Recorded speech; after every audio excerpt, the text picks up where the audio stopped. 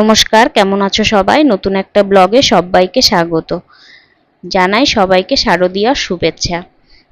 তো আমরা বেরিয়েছিলাম কালকে ঠাকুর দেখতে, আর সঙ্গে ছিল ঠাকুমা, শাশুড়ি মা, ছেলে, ভাস্তা আর ভাগনার সঙ্গে। তো আমরা প্রথমে চলে গিয়েছিলাম সেন্ট্রাল কলোনির ঠাকুর দেখতে। আমাদের শিলিগুড়িতে সেন্ট্রাল কলোনির ঠাকুর কিন্তু প্রত্যেক বছরই খুব সুন্দর হয়, প্যান্ডেল খুব সুন্দর হয়। তো শিলিগুড়িতে যারা থাকো তারা তো অবশ্যই জানো। চলো তোমাদেরকে ভিতরটা একটু ঘুরিয়ে দেখাই।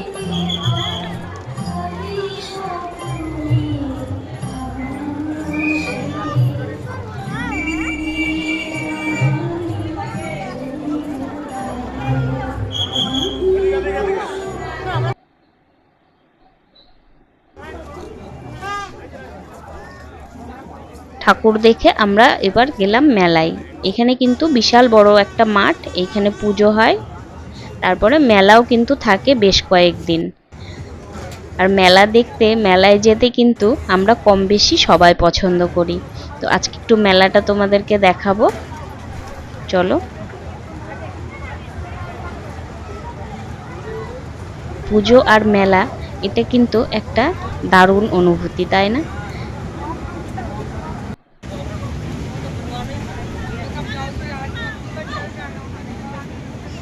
তো আমাদের পুজোটা কিন্তু এখানে তৃতীয়া থেকে মোটামুটি যেগুলো বড় বড় প্যান্ডেল সব ওপেনিং হয়ে যায়। তো মেলায় ঘুরতে ঘুরতে এবার ছেলে বলছিল মা কিছু খেতে হবে, তো চলে এলাম। এখানে ধোসার দোকান বসেছিল, সব স্টলগুলো এখনো বসেনি, কিছু কিছু বসেছিল। তো আমরা এখানে ধোসা একটু খেয়ে নিলাম। এখান থেকে বেরিয়ে গেলাম। এরপরে যাব আমরা দাদাভাই স্পোর্টিং ক্লাব। ওইখানেও কিন্তু প্রত্যেক বছরই কিছু না কিছু নতুন করে, আর খুব সুন্দর হয়। তো চলো তোমাদেরকে দেখাই। আজকে সবে ছিল চতুর্থী। তো চতুর্থীর দিনে যে এতটা ভিড় হবে ভাবতে পারিনি। দেখো কতটা ভিড়। এই যে লাইনটা দিয়ে গিয়ে ওইখানে দেখতে পাচ্ছ কিনা জানি না, ওইখানে দেখো কতটা ভিড়, ঘুরে যেতে হবে। আর দেখো কতটা ভিড় এই প্যান্ডেলগুলোতে। অষ্টমী নবমীর দিনে যে এতটা পরিমাণে ভিড় হবে,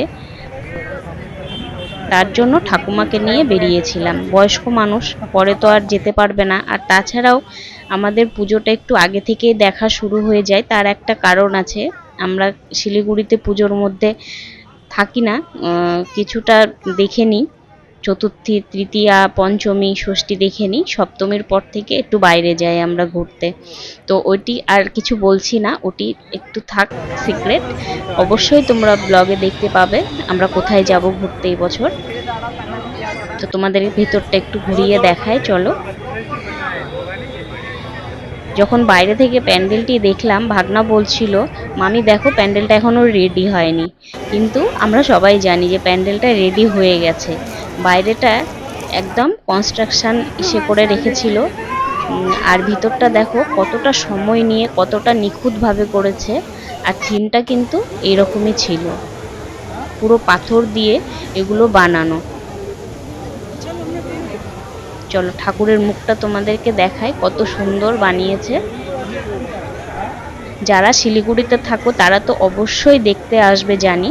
যারা বন্ধুরা বাইরে থাকো তারাও দেখো শিলিগুড়ির পুজো কীরকম হয়।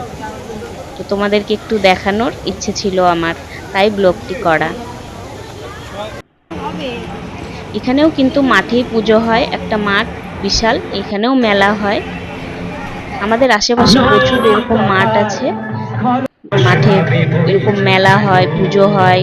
সব বন্ধু বান্ধবরা একসঙ্গে বসে আমরা আড্ডা দিই।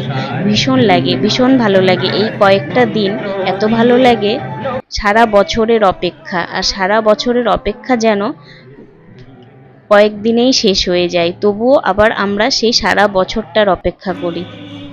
তারপরে একটা আমরা আলাদা প্যান্ডেলে চলে আসি।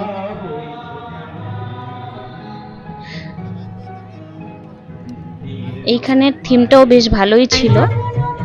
তারপরে ঠাকুমাকে নিয়ে তো আর খুব বেশি ঘোরা যাবে না, গাড়ি থেকেই কিছু কিছু প্যান্ডেলগুলো দেখিয়েছি। সব প্যান্ডেলে নামা হয়নি, কারণ ঠাকুমা তো বয়স্ক মানুষ, সবগুলোতে ভিজিট করতে পারবে না, আর ভিড়ের মধ্যে যেতেও পারে না, আর ভিড়ের মধ্যে নিয়েও যাব না। যার জন্য গাড়ি থেকে কিছু দেখিয়েছি, কিছু প্যান্ডেলে গিয়ে গিয়ে দেখেছে।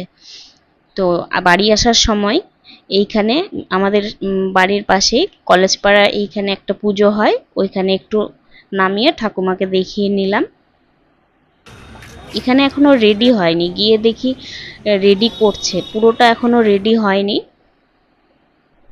তো ঠাকুমাকে নিয়ে আমরা এরকম পঞ্চমী চতুর্থী পঞ্চমীর দিনই বেরোই, কারণ বেশি ভিড় হয়ে গেলে ঠাকুমাকে নিয়ে আর বেরোনো যায় না, অতটা ভিড়ে না বয়স্ক লোক একটু প্রবলেম হয়।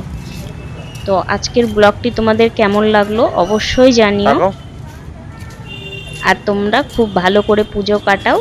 তো আবার দেখা হচ্ছে অন্য কোনো ব্লগে। সুস্থ থেকো, ভালো থেকো, সবাই নিজের খেয়াল রেখো, আর খুব খুব খুব এনজয় করো।